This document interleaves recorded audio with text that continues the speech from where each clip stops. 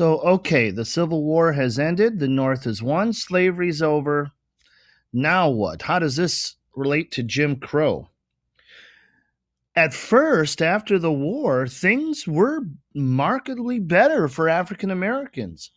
The Union Army occupied the South. So there were Union Northern troops all over the South to make sure during Reconstruction, that's the time period, to make sure that violence had ended, that the rebels, the Southerners, had surrendered, and that slavery was abolished.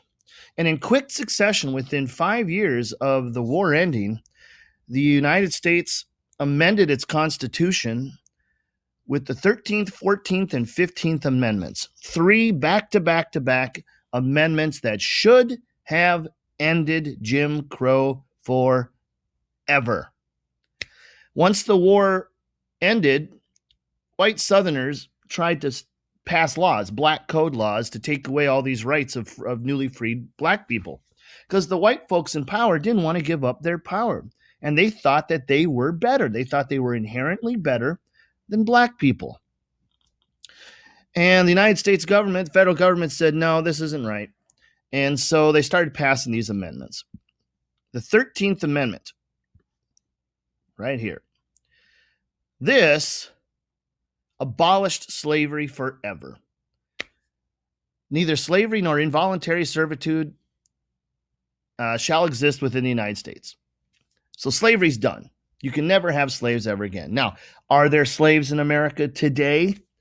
Sadly, yes, there are. It's illegal, but there are slaves. And most of them, of course, with the horrible human trafficking problem that we have with sex slaves, kidnapping young women and forcing them into prostitution. That's against the Constitution. You cannot do that. So that's the 13th Amendment, ended slavery. The 14th Amendment is big news even today because some people want to change it. The 14th Amendment guaranteed that every single person born into the United States, born on United States soil, is automatically a naturalized citizen. They are an American. If you are born here, you are American. Prior to this, this blows my mind. It's kind of absurd. But prior to this, African Americans in many places in this country during slavery were, if they were considered people at all, were counted as 3/5 of a person. 3/5 of a person. I don't know which 3/5 of a person they were, but that's the way they were counted. It was in a lot of places. It was stupid. So the 14th Amendment does away with that. No longer.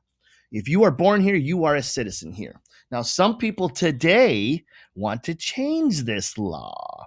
They say that's not fair. And they're not talking about Scandinavians or English people or Canadians being born here, people with parents who are from there. No, unfortunately, racism has reared its ugly head once again. And this time, some people want to change this amendment, get rid of this amendment to go after immigrants, particularly immigrants who are brown. I'm talking about immigrants from Eastern Africa and immigrants from Central America and Mexico. There are people here who want to change this amendment and say that no longer, you cannot, people are just moving here and having babies to make them American citizens. That's not right. They call them anchor babies. It's a racist term. So they want to change our Constitution based purely on the issues of race. They're not talking about English people coming here and having kids or Canadian people. They're talking about brown people. I'm irritated. Can you tell? The 15th Amendment to the Constitution of the United States was huge. It was a biggie. This one guaranteed that all black men got the right to vote. Sorry, ladies, you had to wait for another, 50 years before you got to vote. That's terrible. But this guaranteed that all black people got to vote. And guess what? After African Americans started getting the right to vote, they started voting. And they started putting in black congressmen and black senators and black sheriffs.